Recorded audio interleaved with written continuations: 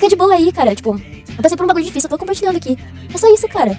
Se ele estava errado, a culpa não é minha. E eu não vou defendê-lo, nem protegê-lo, porque eu não devo essa porra dessa satisfação pra ele. Eu não devo essa satisfação. Se eu precisar ficar bem com o bagulho, eu vou falar mesmo, entendeu? A gente vai conversar, eu só tô conversando.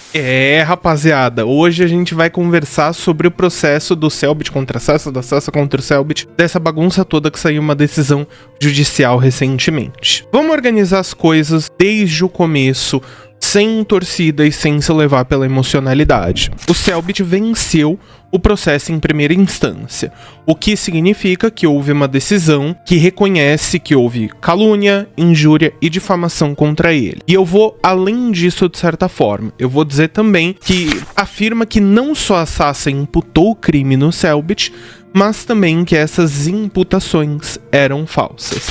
E isso aqui não é interpretação, é a decisão judicial como ela é. Antes dessa decisão e até antes dos processos, a gente tem que entender que isso tudo começa com um exposed da Sassa. A Sassa faz um exposed sobre o Cellbit, em que ela publica um vídeo ali falando que ele fez 1 milhão de coisas. Um tempo depois, vem a resposta do Cellbit naquele PDF de 19 páginas, eu nem lembro exatamente quantas páginas eram. Eu sei que era 19, 20 páginas brincando, chutando baixo, e era ali uma coisa super organizada, super estruturada e com uma tentativa de reconstruir, de recontar algumas coisas que a Sassa disse e fez no vídeo dela. Até ali, pra mim, era um cenário muito simples, era um cenário de um relato contra outro relato. Nítido, o lado do vídeo, que é o lado da Sassá, tava meio desorganizado, tava meio emocional, tava bem sem provas, pra falar a verdade. E o do Cellbit ali tinha print, tinha estrutura, tinha cronologia, mas até aquele momento, se você for até nos meus vídeos mais velhos, vai estar que eu não acredito completamente em ninguém nessa história, e de verdade eu não acreditava. E eu continuo sustentando, antes de sair a decisão do processo, era narrativa pública contra narrativa pública. Pra mim tem um contexto que faz essa situação ser muito mais complexa do que parece, especialmente no que diz respeito à relação entre os dois, né, no relacionamento dos dois. Ambos eram jovens, mas não só eles eram jovens, eles eram adolescentes com uma formação quase que completamente dependente da internet. E o que eu quero dizer com isso é mais ou menos o seguinte: pro meio de 2013, 2014, 2015, naquela época ali, fazia conteúdos de Minecraft e fazia collabs com outros influenciadores maiores, o que fez ele crescer. A Sassa, portanto, estava também nesses ambientes mais digitais, mas fazendo mais streams de LoL e coisas mais conectadas com LoL de modo geral. E isso, a gente tem que lembrar que 2014 faz muito tempo, vai fazer mais de 10 anos, vai fazer 12 anos já essa pataquada. E a gente sabe que muitas vezes, quando a pessoa tem uma vivência, principalmente na adolescência, que é o momento onde a gente mais vai cometer erro e mais vai fazer cagada, que é completamente na internet, ela é vista como imatura. A gente entende que essa pessoa não teve algumas experiências que são comuns, tipo fazer um estágio durante a escola, fazer um estágio durante a faculdade, trabalhar 8 horas por dia no emprego formal, sabe qual é?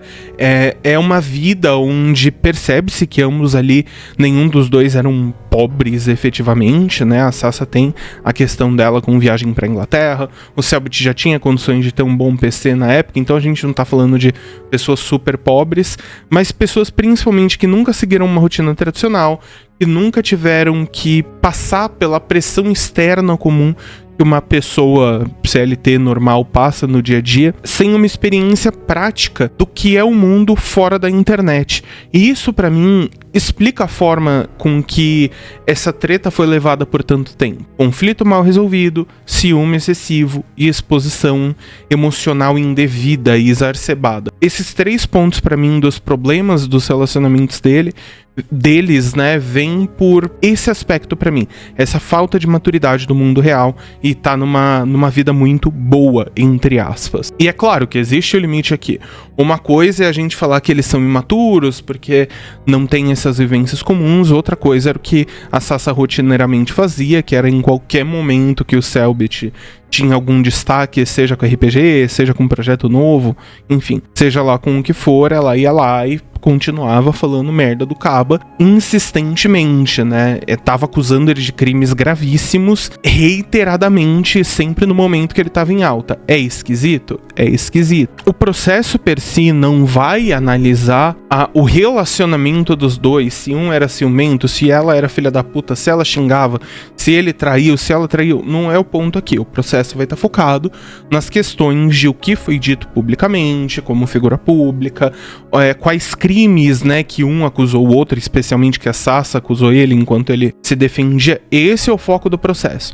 Então a gente pode aqui passar horas e horas e horas falando do como o relacionamento era zoado. Isso não vai mudar a decisão judicial de alguma forma, né? Especialmente um processo vai olhar sobre coisas que podem ser provadas ou que têm uma linha argumentativa clara e com provas para levar àquela conclusão. O processo não está preocupado com o relacionamento dos dois. Qual é o erro que eu vejo que muita gente está cometendo aqui? Tratar essa sentença como ponto final. É uma decisão extremamente importante. É uma decisão que vai mexer com a imagem do Selbit, que vai cimentar a imagem do Selbit como inocente, né, de certa forma. O que a juíza fala ali coloca o Selbit como inocente e, bom, a internet não vai me discutir se ele é ou não culpado pelas coisas que ela falou. A internet vai começar a discutir, por sua vez, outra coisa, né? Vai começar a discutir o que a Sasha fez ou deixou de fazer. A grande questão aqui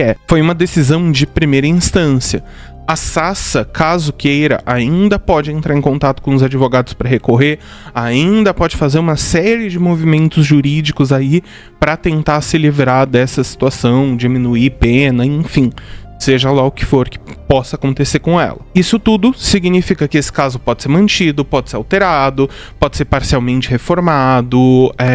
O que a gente tem é uma decisão que, se a Sasha não recorrer, se torna uma decisão final, né? É uma decisão que por agora é definitiva. Então agora a gente tem que esperar para ver se a Sasha vai fazer algo ou não. Não tem como a gente saber isso, né? Retomo, não é uma decisão leve. A juíza vai falar em, e eu abro aspas, alegações graves, ausência de suporte probatório, falsidade da imputação. E eu concordo com os apontamentos da juíza aqui. Se ela não tem prova para falar as coisas ou não tem provas que levem ela àquela conclusão, ela nem deveria estar falando aquilo. Agora, quando o judiciário, com acesso às provas, ao contraditório, à análise formal, chega nesse nível de conclusão, isso muda completamente o peso da discussão que nós teremos na internet e especialmente muda o que eu acho ou deixo de achar se torna irrelevante. Mas ainda assim, mesmo eu achando irrelevante, eu vou conversar com vocês um pouco sobre aqui. Hoje eu tendo a acreditar no Selbit.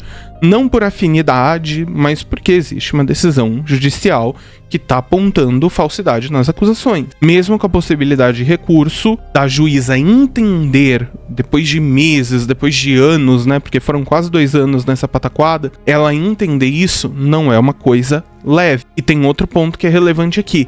A decisão, ela vai destacar uma ausência da busca da polícia, ou seja, a Sasha não disse que foi abusada e foi pra polícia, não disse que sofreu violência e procurou a delegacia da mulher, sabe?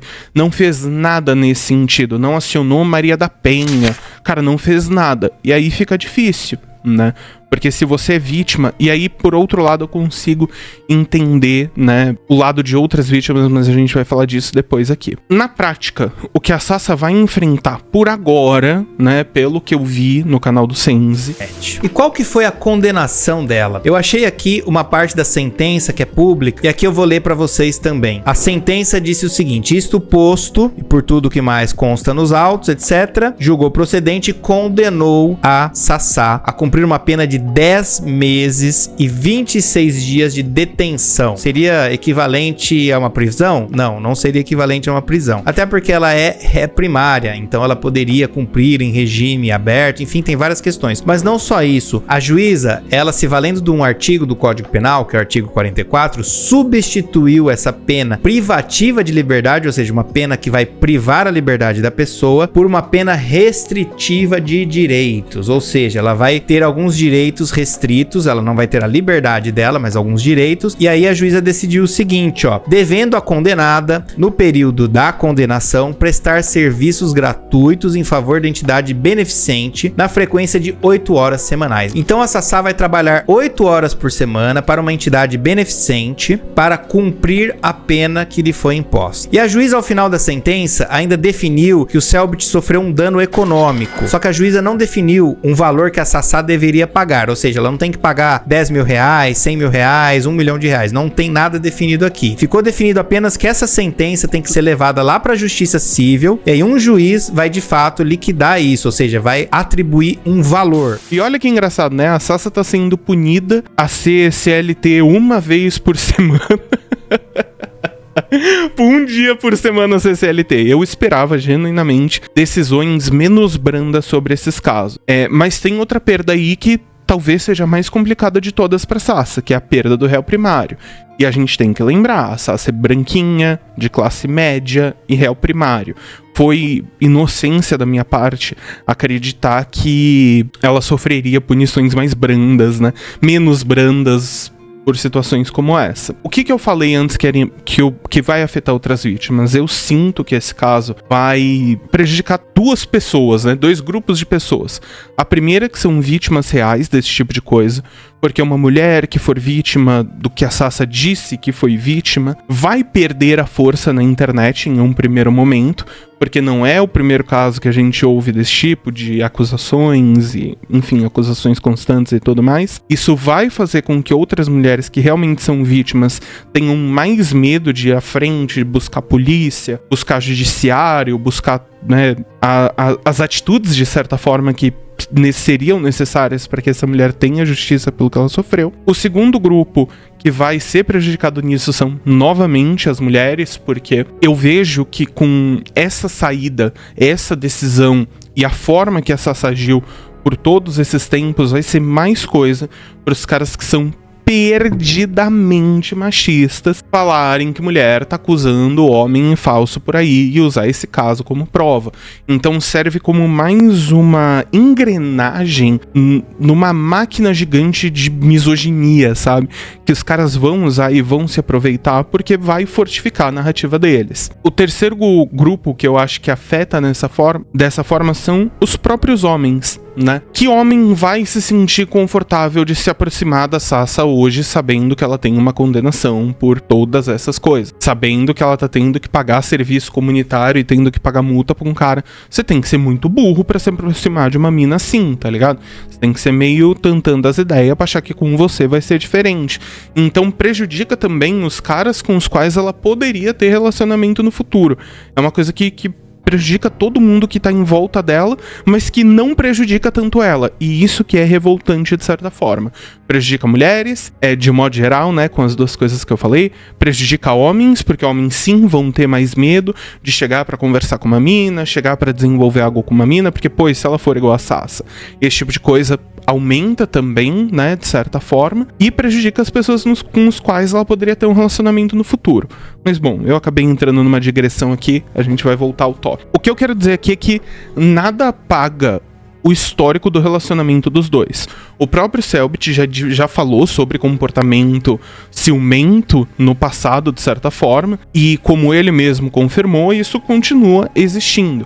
Mas isso não pode se confundir com a acusação falsa que a Sassa fez e com a acusação de crime, né, que a Sassa tá fazendo. Antes, eu enxergava essa situação como narrativa contra narrativa. E agora, pra mim, o elemento da juíza falar alguma coisa muda completamente. Pra mim, não é sobre escolher um lado de forma emocional. Agora a gente tá falando aqui de acompanhar uma fofoca que tá quente. E quando a gente acompanha uma fofoca que tá quente, não dá pra comprar cegamente, por falta de palavra melhor, um lado da história. É assim que tretas como a da Ruiva do Diabo cresceram e ganharam forças. Todo mundo comprou somente um lado e o outro lado era completamente vilanizado. E bom, acho que a gente tem que fofocar, sim, claro, nítido, Mas vamos fofocar que nem as véias que põem a cadeira na frente de casa.